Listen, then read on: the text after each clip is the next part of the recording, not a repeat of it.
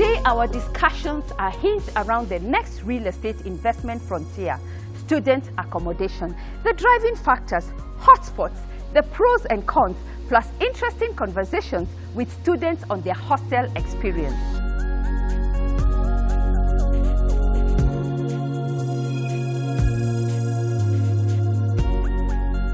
On the accessory spot, catch interior design tips, adding a flair to the veranda, electricity safety measures, seamless internet connection, plus moments captured behind the scenes in the making of the property show.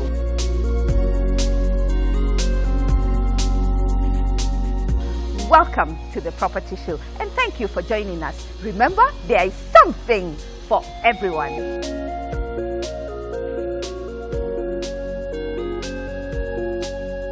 Today, it's all about a fresh perspective on investment options we see shaping the property landscape across the country, student accommodation, popularly known as hostels. In the last 10 years, we have seen a significant growth in this sector.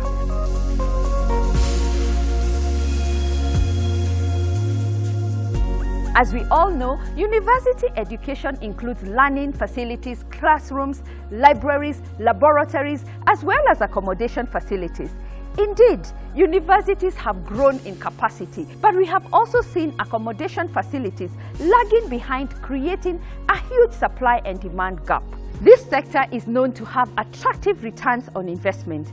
Today, it's all about student accommodation. Let's see a couple of hostels in Athi River, Lukenya, South B, and Thika Town.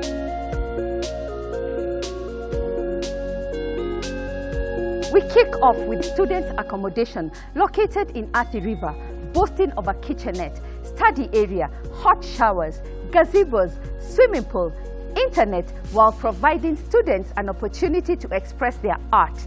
Let's take a look.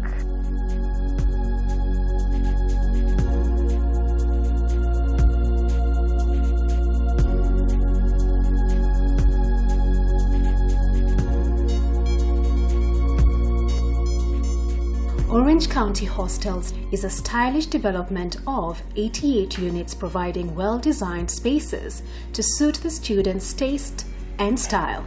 These hostels are located in Athi River Town, ideal for students studying at Daystar University.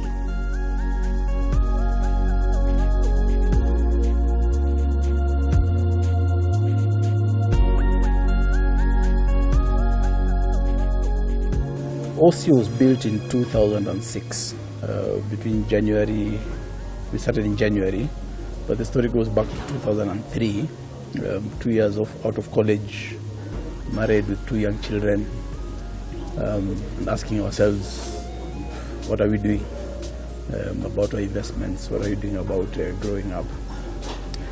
So, as luck would have it, we read 2 parables, one called the parable of the pipeline, and one called the parable of the chessboard, who just taught us to build a pipeline of passive income. So my young wife and myself decided to start. We were in our 20s, earning very little money, but we started saving for 2 years to be able to get a cooperative loan, then got someone who injected some capital into this thing and became partners, and so we started. We started by building 23 rooms in 2006, and slowly over the years OC has grown, and now we are at 99 rooms. 2 things. One, I was 2 years out of campus, so we understood the need for student hostel. 2, I was a lecturer at the university, so I think for me the whole university student thing was a big deal, and thinking that to go into other kinds of real estate, I felt I needed a lot of money to put up 3-bedroom apartments. While here all I needed was money just to put a room. Yeah, so the whole idea about doing small, little modules, that was for us a very, very big motivation to do that. And of course the land here was much cheaper than other places. If I built rental houses here, I would not have got customers. But because it was near the university, and I understood the university dynamics, that was much better for me. One of the things I was fortunate is because I'm trained as an architect. So I knew that the role of architecture is more than just providing places. We had to create an entire experience. So everything that we provided in the way of amenities was to help to create and foster this OC experience. If I talk about OC, I will talk about OC experience again and again and again. So each room is self-contained. That's one of the things that you realize in this particular area, this particular market, you need to provide. So you have your bed, you have shelving, you have a place to cook, a place to store, a place to read. Because, after all, it's a university hostel. The bathroom and kitchenette. So that's in as far as the rooms go. But outside, we were very keen to create gardens.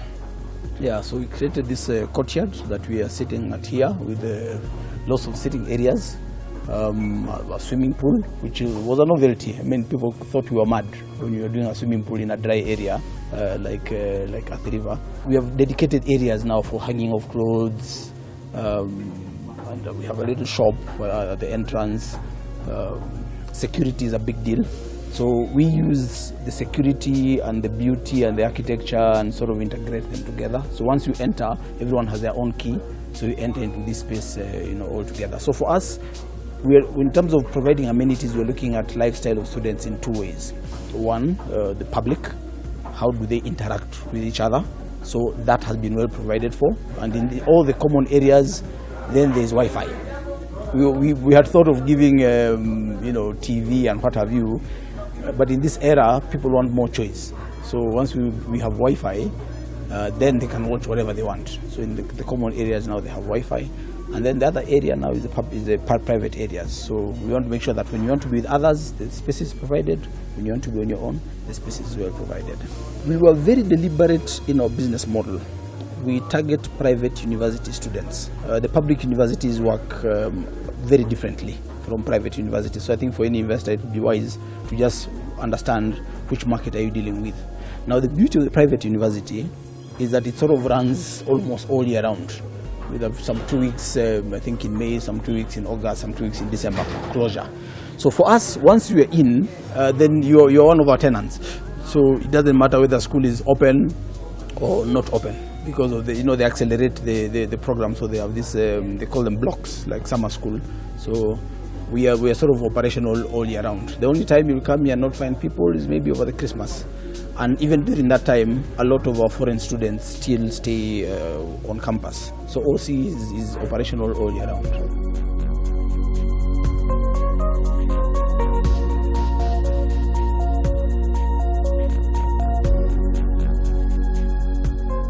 The distance is okay. I mean, you can never reside outside. You can never get a perfect place. It's good because at the same time, I'm able to get things along the way before I go to school. And the same way, I'm able to get things along the way before I come back. So to me, it's perfect. I like it. Many things provided. We have Wi-Fi, we have a swimming pool, we have that room that you always walk into. There's an experience also attached to it. It's basically the best place, I would say, to be. As the OC student president, I'd like to say that OC to me is a good place, and I'd advise every other person, if you don't have a place to stay, then OC is a one place you should consider. For people who are putting up such structures around Daystar or any other place, put in some space. Because, like, for example, here the heat is too much, so more space at least will allow ventilation and all that. Maybe also put in structures that favor the students. Don't put in structures that are Nairobi based, like they look like flats. Students want a place where they'll feel at home, so make them feel at home. If it's giving them a swimming pool because of, just do an analysis of the environment and make sure you put them at the best to make them comfortable. Otherwise, to my OC residents, I'd like to tell them that we are together, tuko pamoja, and we should continue living in brotherhood, in unity, because at the end, that's all we need for the short time we're living here.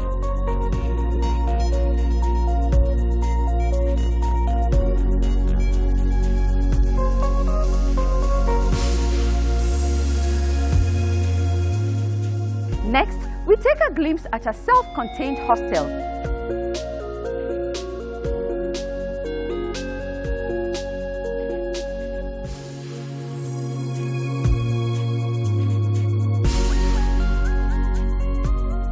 Located 500 meters from Daystar University in a quiet, secure and gated community of Monique Hostels. The hostel has been operational since January 2015, hosting students mainly from Daystar University. The hostels feature 72 self-contained units, a kitchenette, spacious balcony giving a splendid view of the surrounding, a perimeter security wall, and 24-hour manned gates.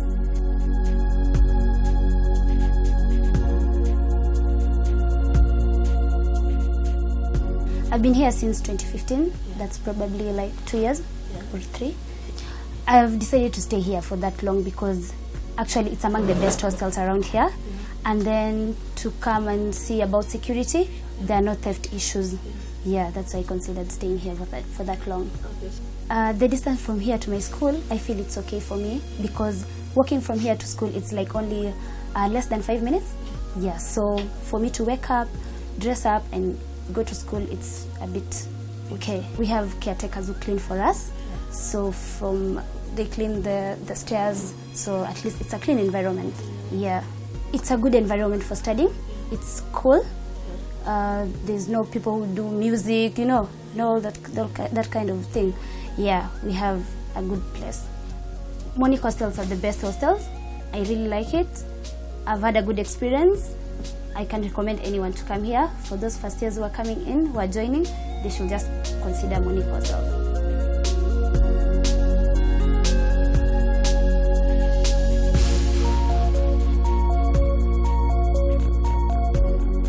We are off to visit an affordable hostel in South B, a place many call home, providing decent living. Let's watch.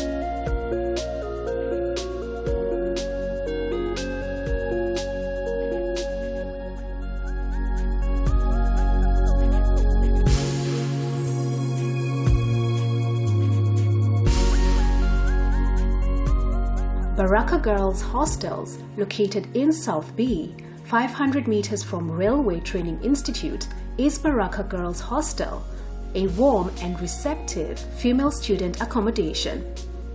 The hostels provide a home away from home experience, offering the students a clean, quiet, safe and secure environment.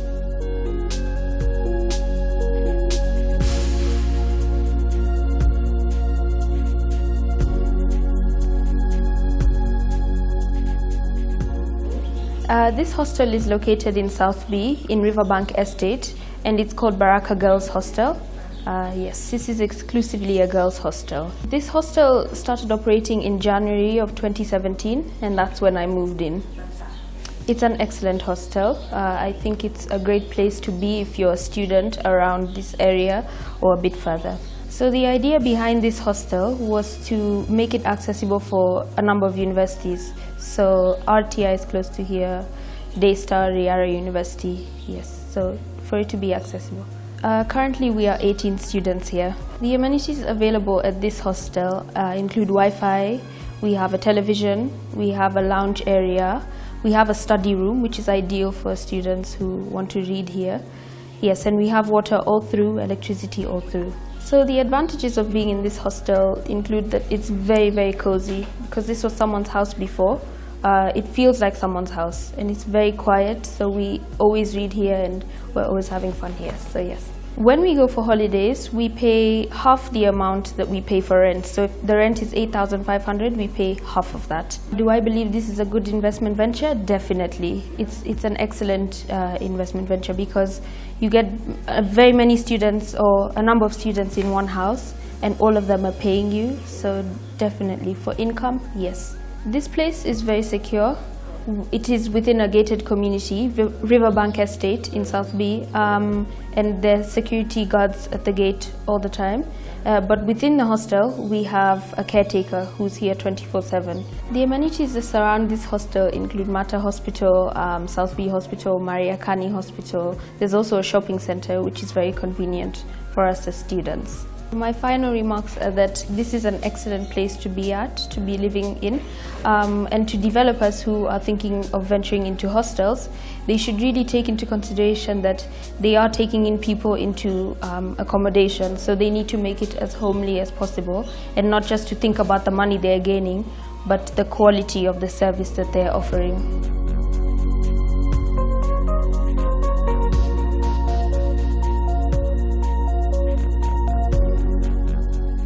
Finally, let's catch up with students enjoying a home away from home experience.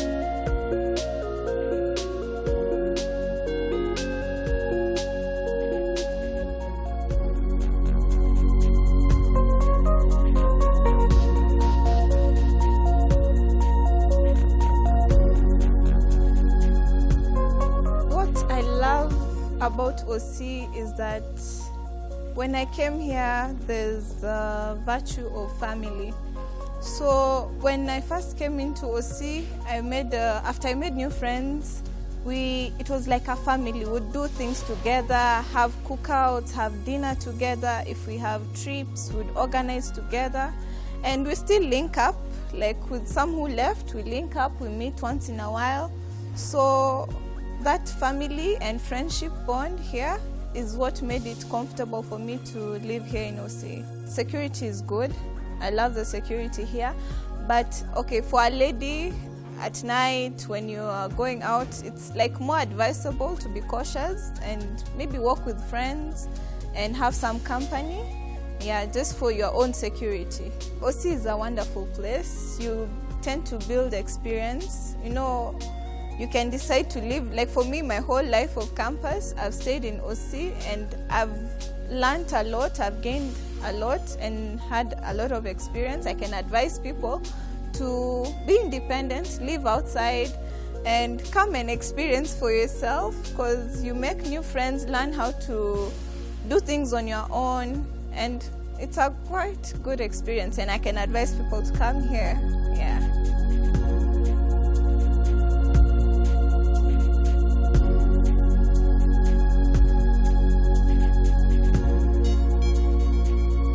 The hostel that I stay in is called Blessed Hostel. It's around 200 meters from Mount Kenya University. Actually, I am first year student, and for the first 1 month I stayed in school, and then I migrated to Blessed Hostel. What made me to come to Blessed Hostel? First of all, I looked around to find for the hostels, but I found myself in Blessed Hostel. One, because the caretaker that we have in Blessed Hostel is somebody who is good, is loving and welcoming. Somebody who speaks and cares about all the students that are inside the hostel. Another thing that is there is that there is sufficient supply of water. At the same time, we have electricity.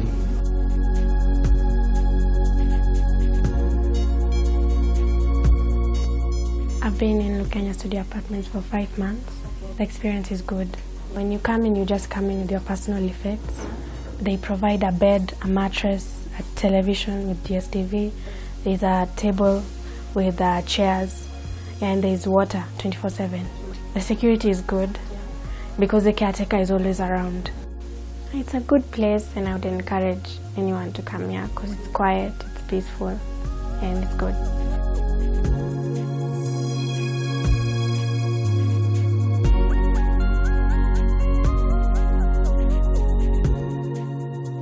Let me share my key pointers on student hostels. While some of the private supply of student accommodation has been in the conventional hostels, other players have resorted to temporary or semi-permanent structures to provide a quick solution. Whilst this is commendable as a short-term solution, in the long run, multi-storied permanent buildings will give a higher long-term return on investment. This is due to the following factors. First, with multi-storied buildings, one can take advantage of heights and construct many floors above ground level.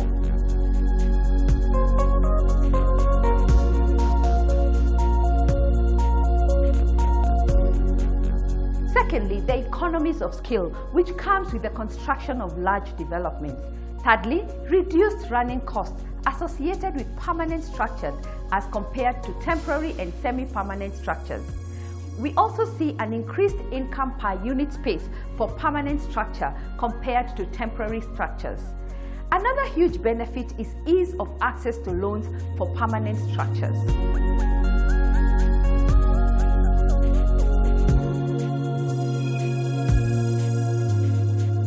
Lastly, no rebuilding costs are incurred as permanent buildings generally last for more than 50 years.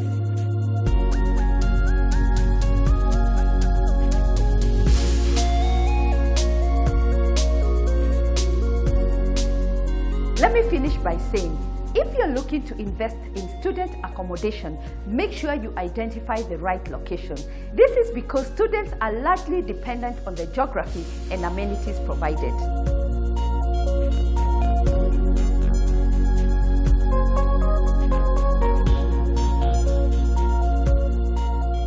Next week, we'll continue with this interesting topic on how to attract student occupancy as a landlord.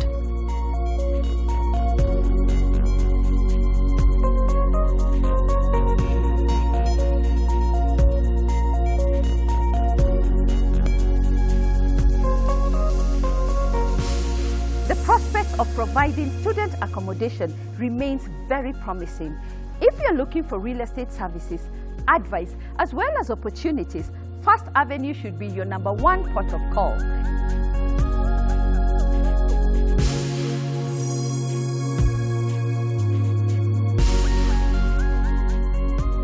Coming up, the accessory spot with tips on how to create a cozy veranda for the hot season.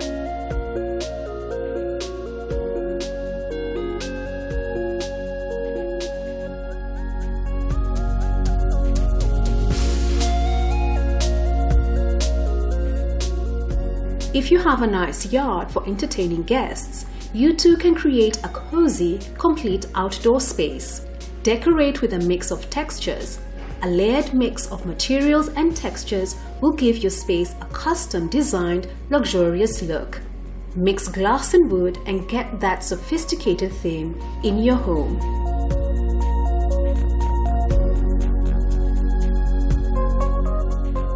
Secondly, take many forms of chairs, including dining chairs, a bench, or even floor pillows and position them at strategic areas. You need a comfy seat to relax on with your friends and family.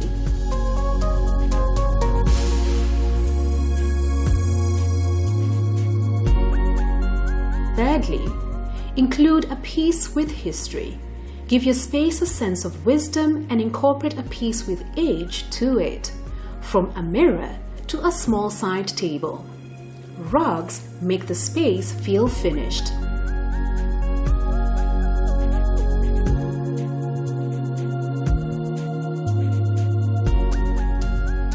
Fourthly, use interesting textile.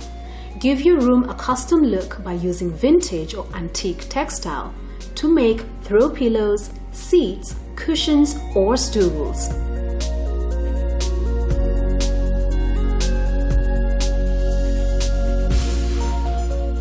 Finally, plant life into your outdoor space. Nothing will pretty up a space like some fresh greenery, herbs, or flowers.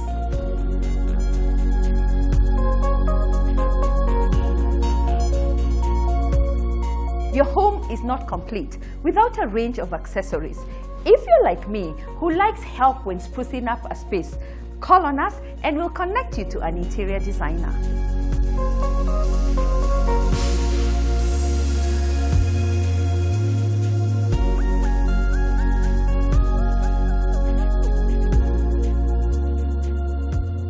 It's now time for the 4G world with seamless internet connection.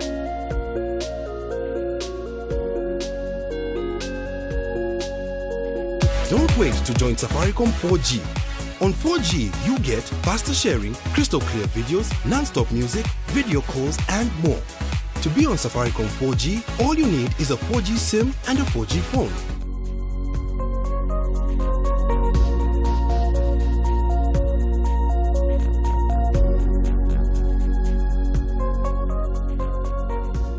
4G, it is a platform that you can only get at Safaricom, limited. There is no any other network that offers 4G. 4G it is based on, 1, the device that you're using, 2, it is based on the SIM card that you insert on your phone. So what do you need to do to access this kind of platform? You need, 1, a SIM card that is 4G enabled. 2, you need the gadget that is 4G. For you to confirm your SIM card it is 4G, you need to dial *544#, press the dial button, you get options, pick the option 0. It has a query, SIM check. Pick on that option, dial the call button, it is going to give you another option. Pick the 4th option, that is SIM check. By picking the SIM check, you should be able to narrow down and know whether your SIM card it is 4G or not. Then, the moment you have that 4G SIM card chip, you're good to go. But now the other next question, it is my device, is it 4G? How do you confirm your device it is 4G? You go to settings, mobile network, you're going to see the banding. If on the banding there is a letter like LTE, or maybe your device might be customized based on the manufacturer, you might get something like 4G, or you might get something corresponding to 4G that is LTE. That means you have what it takes to connect to 4G. Here at Safaricom, you can connect to 4G, maybe using your phone, that is one. We also have modem that has that capability. It is actually portable wireless modem. You can use it to connect. And the other solution, it is Safaricom Big Box. The Big Box, it's a home-based solution mostly. Many people are actually using to live stream on tele. However, it is also internet enabled. You can share it among your family members because it has Wi-Fi hotspot. That comes on that package. Here at Safaricom, we have quite a diverse brands of 4G enabled devices. We've got Samsung, we've got Tecno, we've got Neon, we've got Huawei, we've got Lenovo. So it is your choice.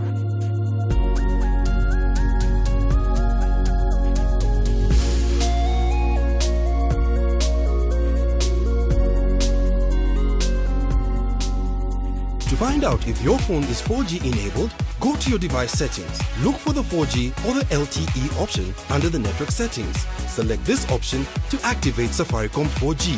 To find out if you have a 4G SIM, dial *544# and select Safaricom 4G bundles and SIM check. You'll be notified if your SIM card is 4G capable. If you don't have a Safaricom 4G SIM or a 4G phone, don't wait. Visit the Safaricom shop closest to you. You will find a wide variety of 4G enabled phones and devices to choose from. You can also swap your old SIM for a 4G SIM for free. Don't wait to join Safaricom 4G.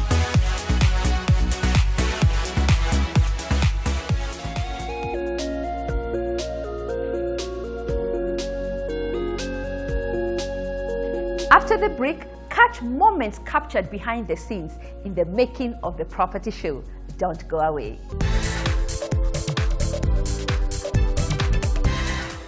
You're watching the property show. Welcome back. Last week, Kenya Power highlighted safety measures. Let's hear the do's and don'ts when handling electricity.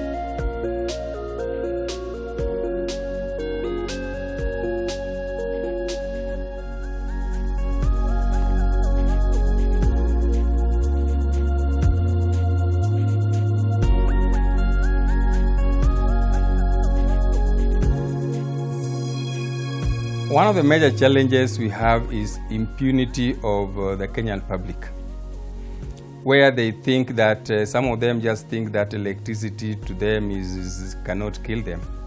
So even after getting information, they still do the same things. For example, buildings close or under power lines. Even after sensitization, even after talking the developer, they still continue putting up those structures.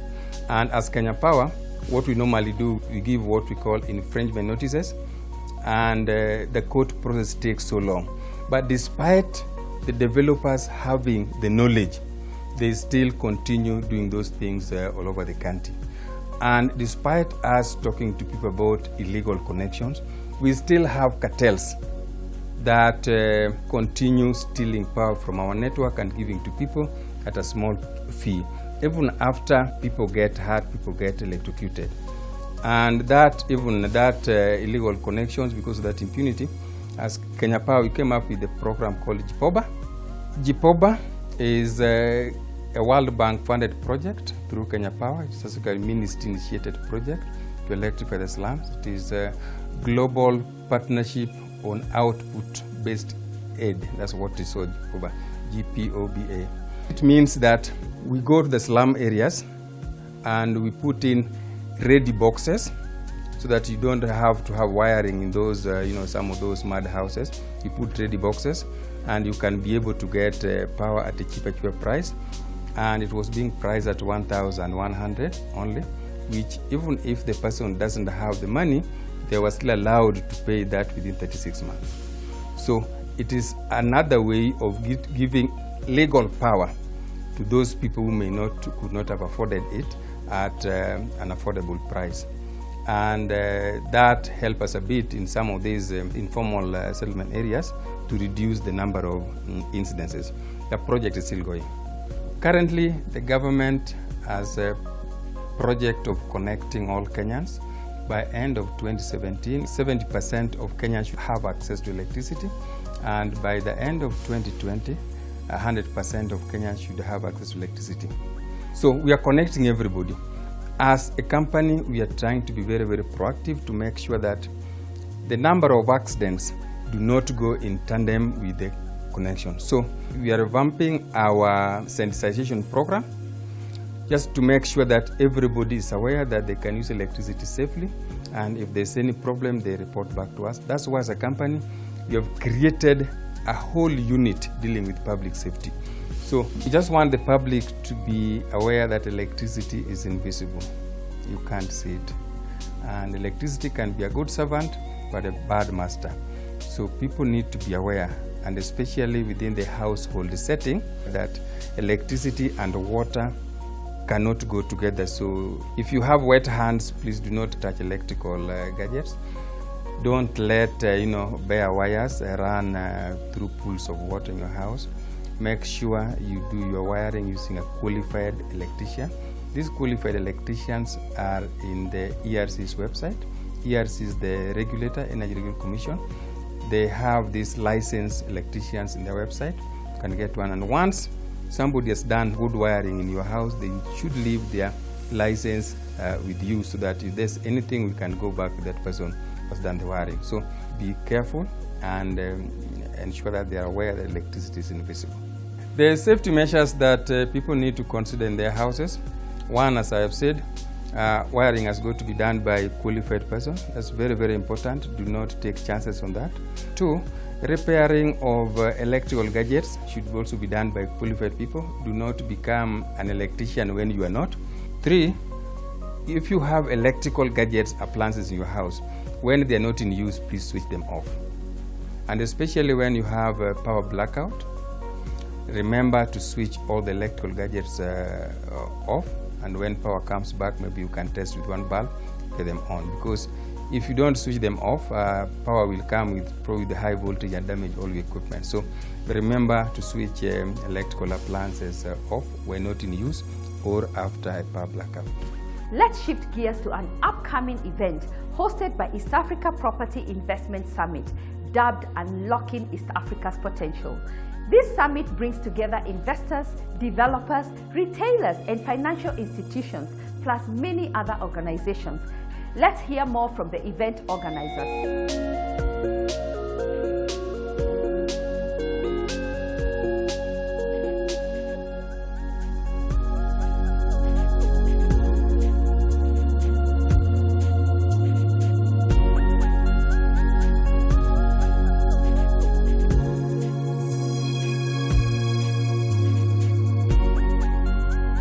What we're able to do is we create a platform where we talk about the most, I would say, up-to-date focused topics, and we're able to bring all the key local stakeholders as well as all the international and global and regional investors and we really create a platform where it brings private and public sector together to discuss how they can better work together to foster more development, whether it's housing, whether it's retail.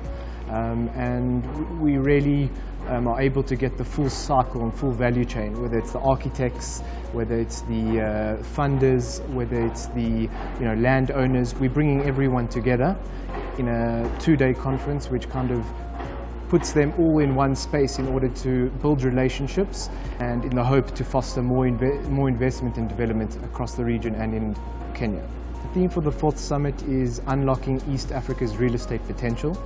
The reason for the theme is that I think there's a lot of interest, specifically in Nairobi, as well as all the capitals like Kampala, Dar, and all the major cities. So there's a lot of interest in those cities, but I think what we're trying to aim at is how do you unlock that interest?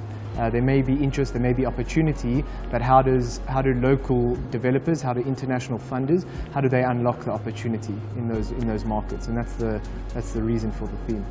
What's so special about it is that it is become an industry event where it's everyone in the industry, whether it's your local stakeholders, your pension funds, some guys from the PPP unit, as well as international funders. So why it's so unique is that it creates a platform where local developers can be educated and can have a discussion around the nuances as well as the opportunities and challenges. And there's no other event that brings the full value chain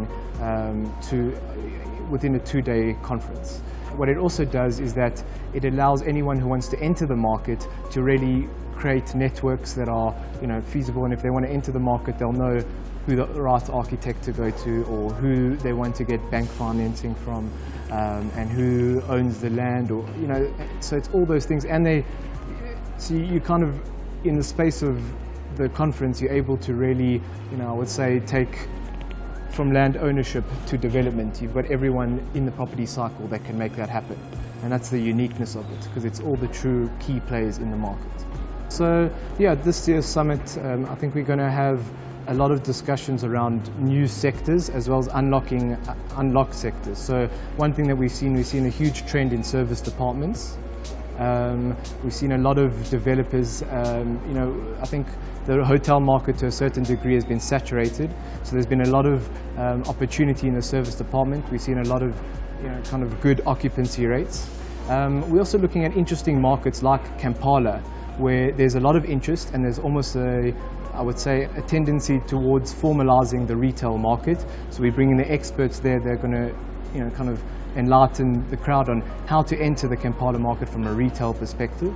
We're also talking about new sectors that are, how to untap the logistics sector, how to make that a lucrative investment. I mean, one of the discussions is called lucrative logistics, because it looks at the developers that are entering that market and how they're making this a lucrative investment, because previously it was a low yield kind of sector, and now you're actually seeing the likes of an Actis and ALP and all these, and the IFC funding them. You're seeing these big corporations going into these fields. And yeah, I think we're also looking at how to tap into capital markets, how pension funds are now becoming a stronger force within the real estate sector, and how developers can tap into that money that is being provided by pensions, and kind of bridging the gap, whether it's the NSC or the Capital Markets Authority, but it's how do developers access that capital. So I think those are the discussions we're going to be having. And I think also one of the key things that we'll be looking at is retail. We're actually having 4 or 5 focused discussions on different areas of the retail sector. We're looking at both the development side as well as the retailers. We've got some excellent retailers, and we're understanding from a retailer perspective, what do they want from a developer? Where do they want to go? What size of building? And we're looking, is the mall oversupplied in the market? But we're actually getting it from the retailer's view, from the developer's view, as well as from the property professionals. And what's also interesting is we've got Chandaria Industries, who are also speaking at the conference. which are going to give a viewpoint as to the supply chain, efficiencies and how they are, supplying consumers with products, etc. So we're really opening up the retail sector. And then I think another thing that we're doing is we're having 4 kind of discussions that are focused on housing. It's a very big discussion, and we're able to bring case studies of guys that have delivered, like a Caribou Homes, who has delivered an affordable housing development. We are able to bring him and do a case study, and then bring guys like Shelter Freak, etc., who are now trying to bring in new rental models for the housing sector. So we're really opening up the discussions, and I would say those would be the focal points.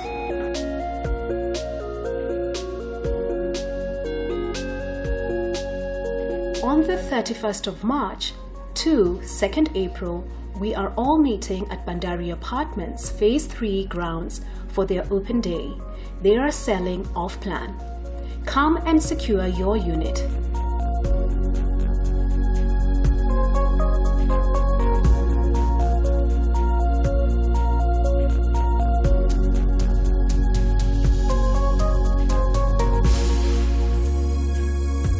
Next, let's take a sneak peek at moments captured behind the scenes in the making of the property show.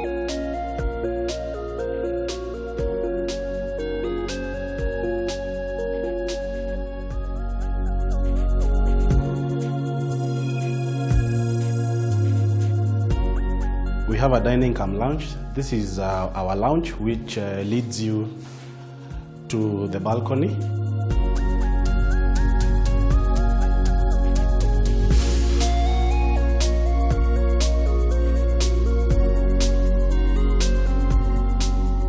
One of our hallmarks of any MRM product is quality. Yeah, it's one of the things that we actually differentiate ourselves from our competitors, or either local or from imported products.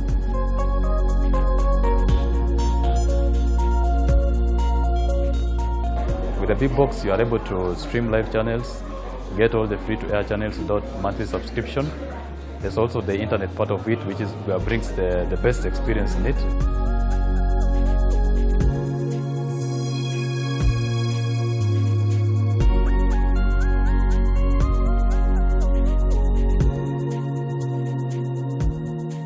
We are developing a new product, which is we have not been offering before on our fiber, taking fiber all the way to the homes.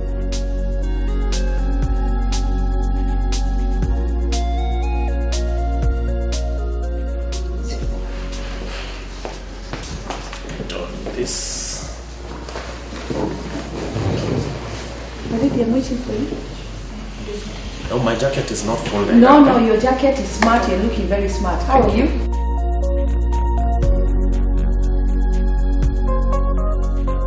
Just off a little. Apart from my names, what else do I need to say? Just your name. Sorry, I was so prepared for this interview, but something just happened 30 minutes ago that has taken my attention. So, hope you'll understand.